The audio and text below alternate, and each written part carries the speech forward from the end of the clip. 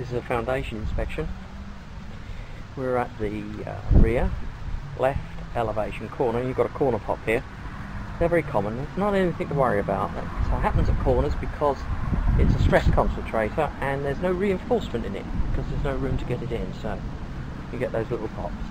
Nothing to worry about. Now what we're looking for here is stress in the foundation, looking for cracks, issues that might cause us problems. On the corner pop here again. Nothing to worry about. We've got a case in point here.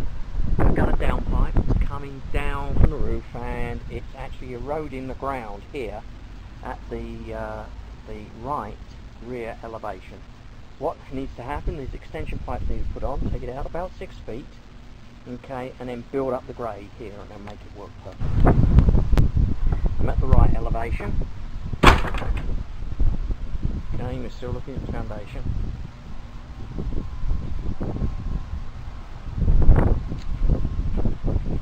There's a post-tension cable end showing there, right down the bottom there. That just needs to be covered with a barge. Just see that it stops once again, then it stops it rusting.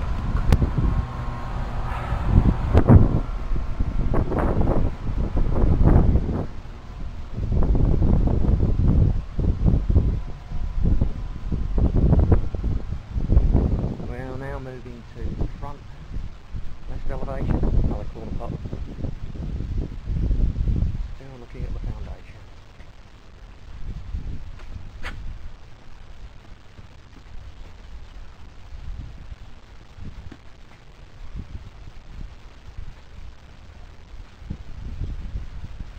We're moving to the front left elevation.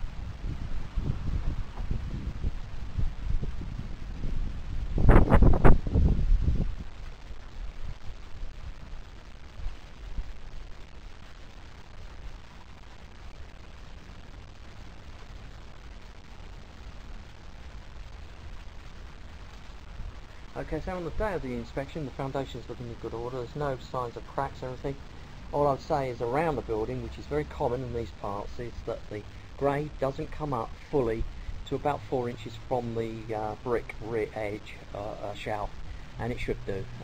But that's pretty well every house around is going to have the same. Other than that, it's looking good. This is a grade inspection. We've got it sloping away. It's got a slope about 1 inch in 10 foot, and it's doing that. It's okay.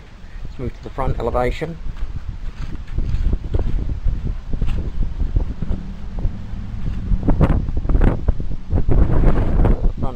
Now, and it's all looking good. Nice slope away here.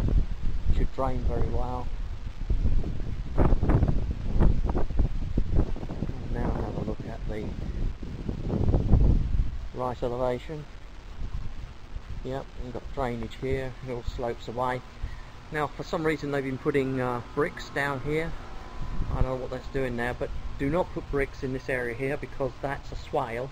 It's there to drain water from the yard, and what's actually happened is it's ponded here because of these bricks. So, remove those so it'll drain out. There we are at the rear elevation, and it's all looking very good. Got good drainage. On the roof over the porch, you can see we've got problems with the caulking around the window here. It's going to leak. Get a lot of water through there. That needs to be sealed, recorked. In fact, all the windows around here, back to here, running up the side, that needs to be resealed, otherwise that's going to leak. There's been a lot of recorking around here. I think they've had leaks and they've come up here and sealed it. I would suggest that this caulking around here is actually refurbished, because there is a good chance it will leak. And this is the roof. See here, view of the roof.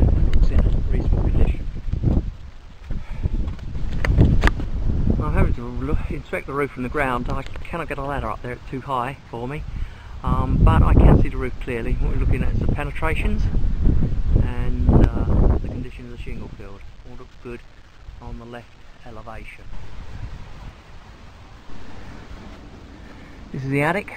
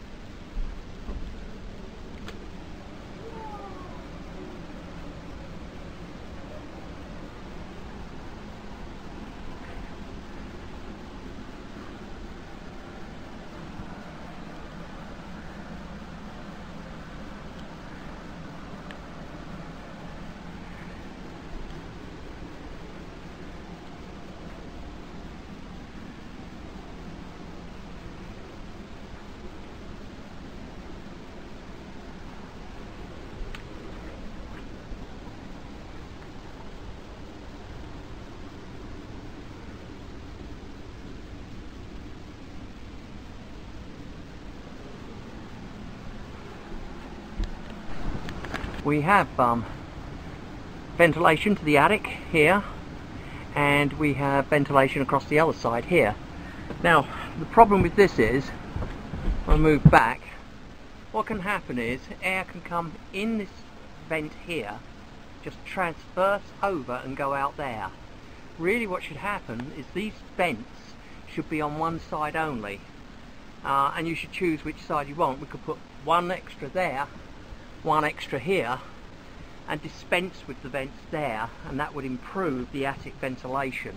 As it is at the moment, what can happen is what they call short circuit, where the air simply comes in from the outside and goes out again and doesn't draw air. This is the wall inspection. What we're looking for are telltale signs of foundation movement, which show themselves in the walls in forms of cracks. And so we're going to be looking to see if there's any sort of evidence that we have movement. Right here we have an expansion gap. It runs up the entire middle of the house. It does exactly what it does. It's an expansion gap. Expands and allows the bricks to expand and contract in summer and winter, and it should be the same width all the way up, which it largely is. Cracks, if they do appear mainly at corners of windows and at the top or the bottom. We can't see any there. Another expansion gap here. Again, it's running right up. That's good.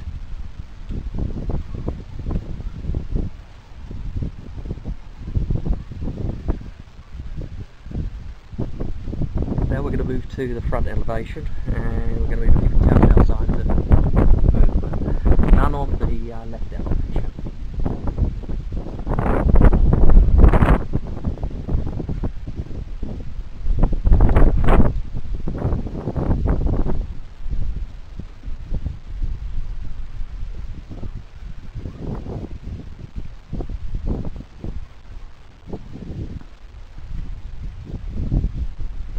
Front elevation by the garage.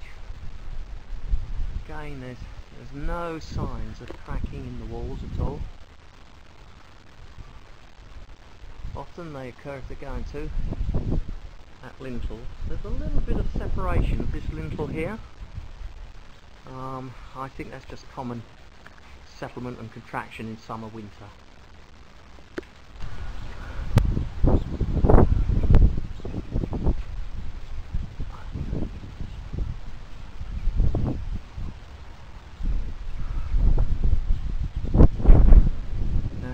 Crack here at this lintel. See it running down? It's just a little bit of settlement cracking. I don't think it's due to any sort of movement in the foundation. But that's something to monitor in the future. Just watch it. All buildings in this part of the world move. You get cracks in them from time to time. If it starts to open up, then you might like to see it. Moving to the right elevation of the property.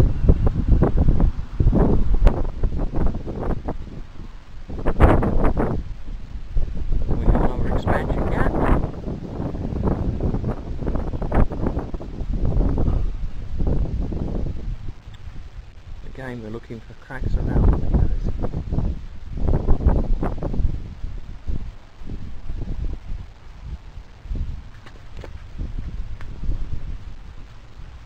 This is the expansion gap towards the rear elevation. A little bit of cracking in the mortar up here. That needs to be repointed, otherwise you're going to get water in there. You don't want water in behind your walls. Okay, so let's move to the rear elevation now. I'm at the rear elevation.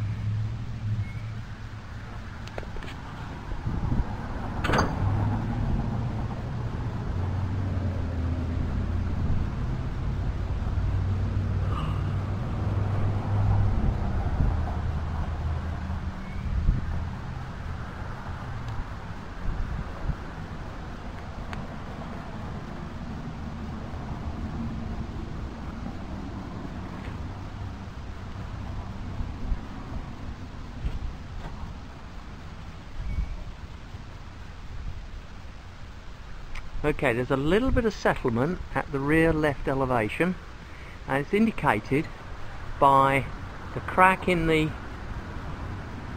caulking and there's a bit of separation in the trim board at the top there, running down the side of the window. And in addition, there's a little bit of a crack coming in this area here. It's only small, it's very early, but it's there.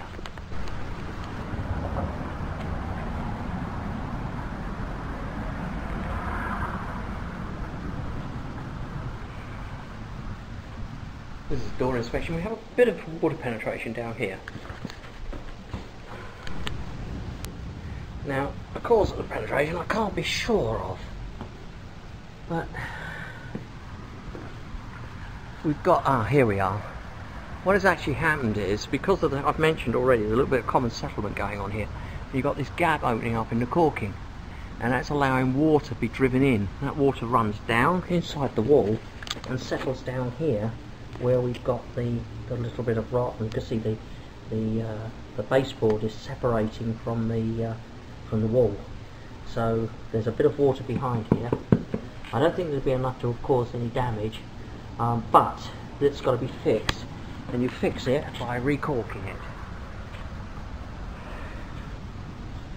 Down here we've got the actual frame in contact with the brickwork, and actually it should be relieved about a quarter of an inch up from the framework from the brickwork, because as it is at the moment, it's going to wick water up into it.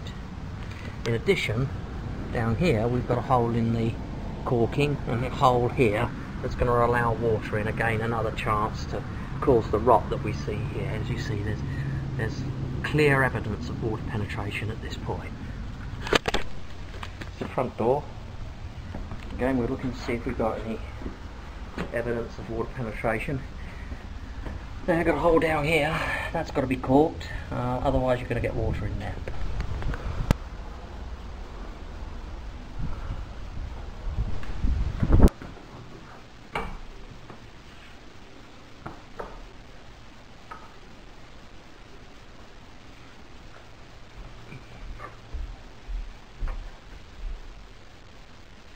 Fireplace, balanced blue fireplace. I've just turned it on.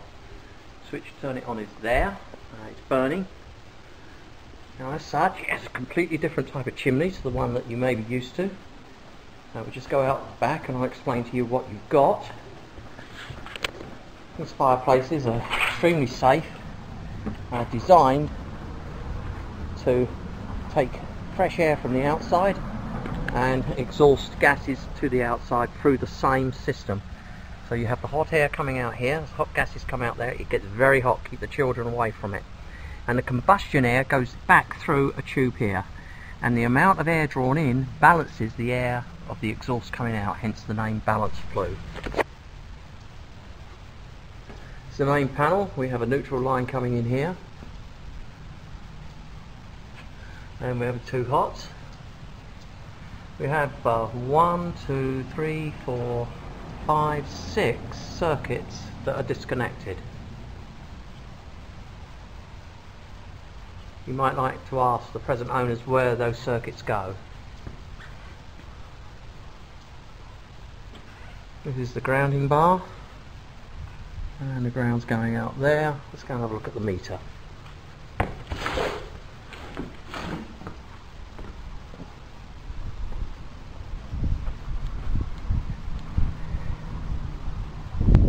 Meter here. Now we have a ground bar here, which is good.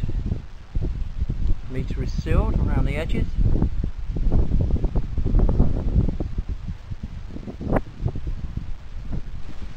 I'm in the master and I've just tripped this using the GFCI.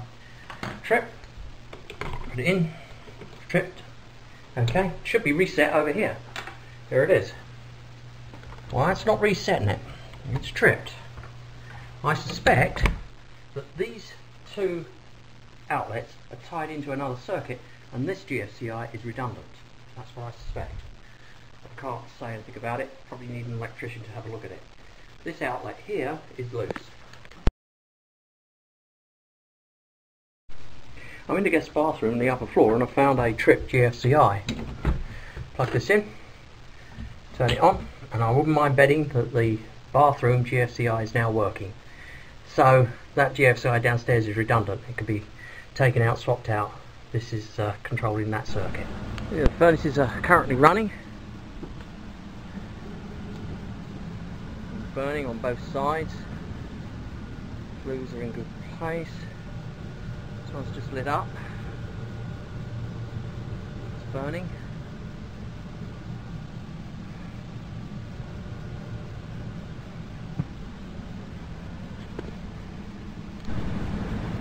This is one of the air handlers, the upper floor in the attic. It's got a bit of water, debris and signs of water coming into the safety pan at some point.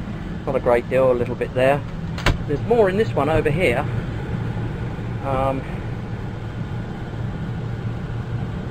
There's no water coming out presently. These are two compressors for the AC system. Currently running.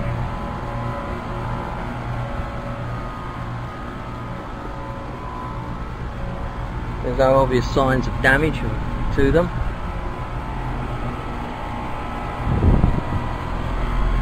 The insulation on the coal pipes is in good condition.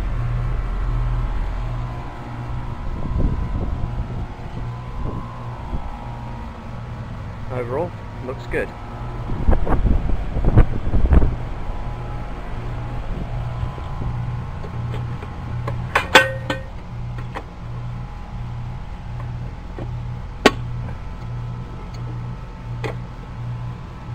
This is the register. We're in the breakfast nook and we are registering 53.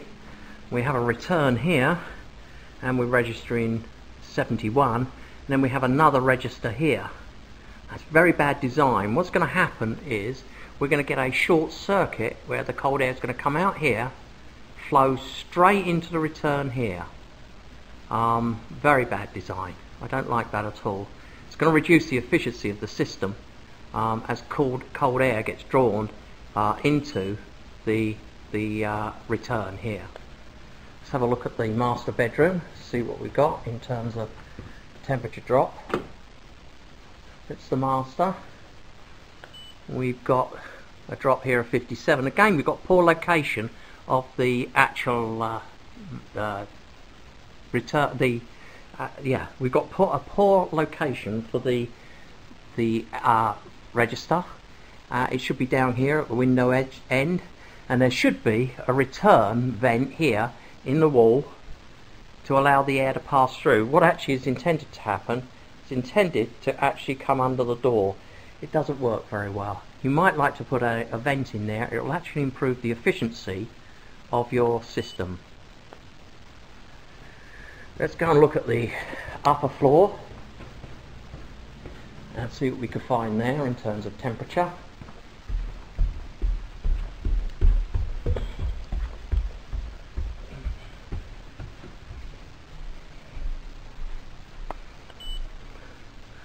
And we got 54 here. Let's find the return.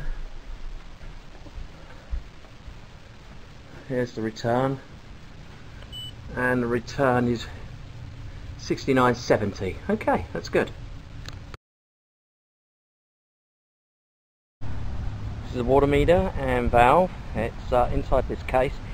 Because this is Frisco, they're locked, and there should be somewhere in the ground a secondary isolation valve for the house, often up near the clear outs. Here are the clear outs. Let's see if it's under here. No, but it's often covered in the landscaping, so you might like to ask the current owners where the water isolation valve is. This is the kitchen sink. Currently seeing that we've got water running here. And we have hot. Functional flow test in the master. Got the tub filling. And we also have the shower running to take a shower, so it passes the functional. Water heater inspection. We're looking for the condition of the water heaters. Sealed unit, as they all are these days. There's no signs of corrosion at the valves or at the fittings. Vent hood is in position. We have a temperature pressure relief valve here. We can operate it, I think. Yep, it works. Safety pan in place. Drain line goes out. Gas line is correct.